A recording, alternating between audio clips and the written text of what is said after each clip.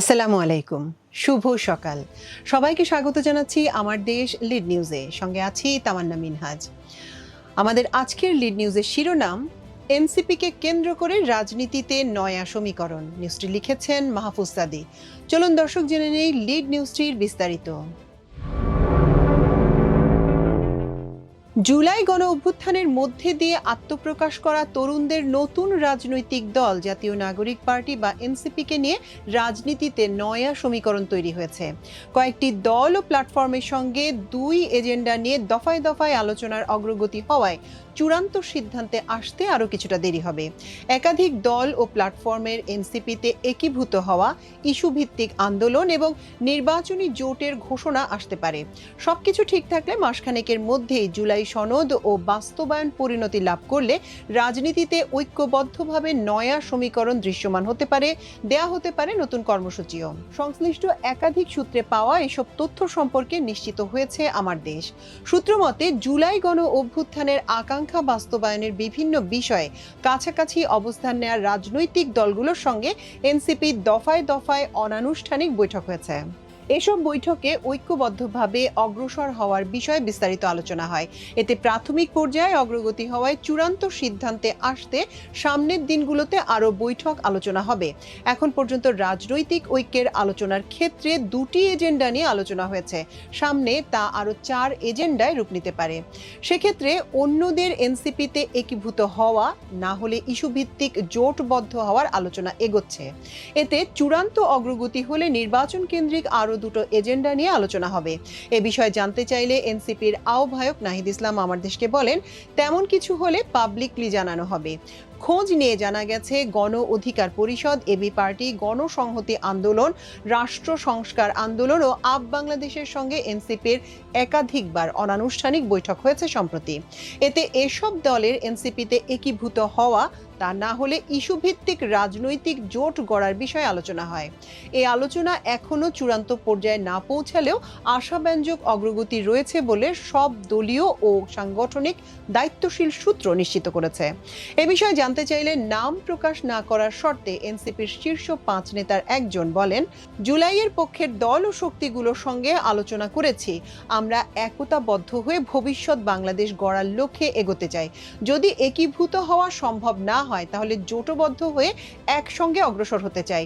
এমন আলোচনায় চলছে। সামনে আরো সুনির্দিষ্ট করে এগোবে আলাপ। আশা করি মাসখানেকের মধ্যেই চূড়ান্ত সিদ্ধান্ত আসতে পারে। সেক্ষেত্রে ঐক্যবদ্ধ কর্মসূচিও ঘোষণা করা হবে। গণ অধিকার পরিষদের শীর্ষস্থানীয় এক নেতা বলেন, এনসিপির সঙ্গে একীভূত হওয়া, না হওয়া, ইস্যুভিত্তিক জোটবদ্ধ হওয়া নিয়ে একাধিকবার অনানুষ্ঠানিক বৈঠক হয়েছে। এটি এখনো প্রাথমিক পর্যায়ে রয়েছে, যা আশাব্যঞ্জক।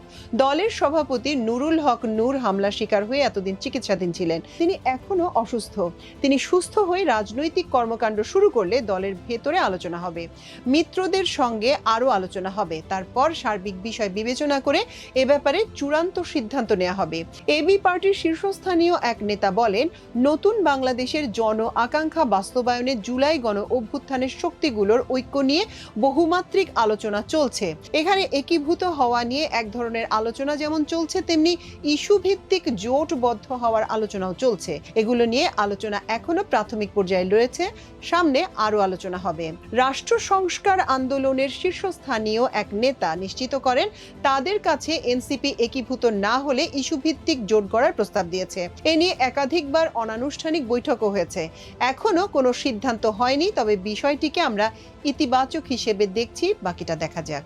আপ বাংলাদেশের শীর্ষ এক নেতা জানিয়েছেন, এনসিপির সঙ্গে অনানুষ্ঠানিকভাবে আলোচনা হয়েছে একীভূত হওয়ার বিষয়ে, তা না হলে জোটগতভাবে এগোনোর বিষয়ে আলোচনা হয়েছে। এই আলোচনা প্রাথমিক পর্যায়ে রয়েছে। সামনে আরো আলোচনা হবে। এর মধ্যে দিয়ে কোনো একটি সিদ্ধান্তে আসতে পারে।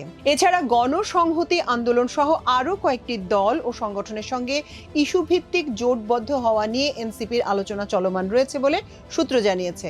সেই আলোচনাও মাসখানেকের মধ্যে পরিণতির দিকে যেতে পারে। সেটি হলে বিএনপি ও জামায়াতে ইসলামের আলাদা বলয় বা জোটের বাইরে এনসিপির নেতৃত্বে পৃথক একটি বলয় বা জোট আসতে যাচ্ছে। এ বিষয়ে জানতে চাইলে গণসংহতি আন্দোলনের প্রধান সমন্বয়কারী জোনায়েদ সাকি বলেন, আমাদের সবার সঙ্গে সবার আলোচনা চলছে। এনসিপির সঙ্গে যেমন আলোচনা হচ্ছে, বিএনপি সহ অন্যান্য দলের সঙ্গেও আলোচনা হচ্ছে। এদিকে জাতীয় ঐকমত্য কমিশনের দফায় দফায় রাজনৈতিক দলগুলোর সঙ্গে দীর্ঘ সংলাপের পর জুলাই সনদ চূড়ান্ত করা হয়েছে। এখন সনদ বাস্তবায়ন পদ্ধতি নিয়ে দলগুলো ও বিশেষজ্ঞদের চলমান আলোচনা চলতি মাসের মধ্যে সমাধানের মাধ্যমে চূড়ান্ত হতে পারে। এরপর জুলাই সনদ স্বাক্ষর হবে। এদিকে নির্বাচন কমিশনের আরপিও অনুযায়ী এনসিপির নিবন্ধনের বিষয়টিও সম্পন্ন হতে পারে চলতি মাসেই। তারপর সংস্কার, বিচার, নতুন সংবিধানের দাবির পাশাপাশি নির্বাচন কেন্দ্রিক আলোচনা নিয়েও এগোবে দলটি।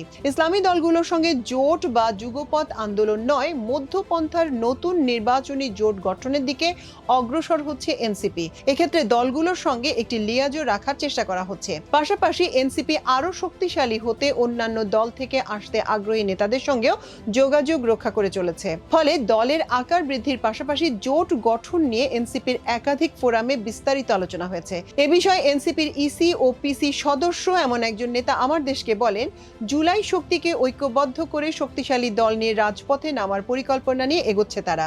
অন্য দলের একীভূত হওয়ার সিদ্ধান্ত হলে নেতৃত্বের মধ্যেও সমন্বয় করা হবে। পাশাপাশি মধ্যমপন্থী নির্বাচনী সমঝোতার আলোচনাও চলছে। চিন্তা ও দাবির মিল এবং অভিন্ন ইস্যুতে বেশ কিছু দলের জোট হওয়ার সিদ্ধান্ত আসতে পারে। তবে সবার চোখ এখনো জুলাই সনদের দিকে। সনদের আইনি ভিত্তির সুরাহা কেমন হয় এবং আগামী নির্বাচন সনদের ভিত্তিতে করার দিকে সরকার অগ্রসর হয় কিনা, সনদের কার্যকর বাস্তবায়নে সংবিধানে পরিবর্তন আনা এবং গণহত্যা সহ গুম খুনের বিচার, সব দলের সমান সুযোগ নিশ্চিত করা, সুষ্ঠু, অবাধ, নিরপেক্ষ নির্বাচন নিশ্চিত করার পরিবেশ ও ক্ষেত্র, এসব ব্যাপারে সতর্ক নজর রেখে এগোতে হবে। দর্শক, আমাদের আজকের লিড নিউজ ছিল এই পর্যন্তই। আগামীকাল ইনশাআল্লাহ একই সময় একই চ্যানেলে আরেকটি লিড নিউজ নিয়ে আপনাদের সঙ্গে আবারও দেখা হবে। সে পর্যন্ত আল্লাহ আপনাদের সবাইকে ভালো রাখুন, সুস্থ রাখুন, সমৃদ্ধ রাখুন। এতক্ষণ সঙ্গে থাকার জন্য অশেষ কৃতজ্ঞতা। আল্লাহ হাফেজ।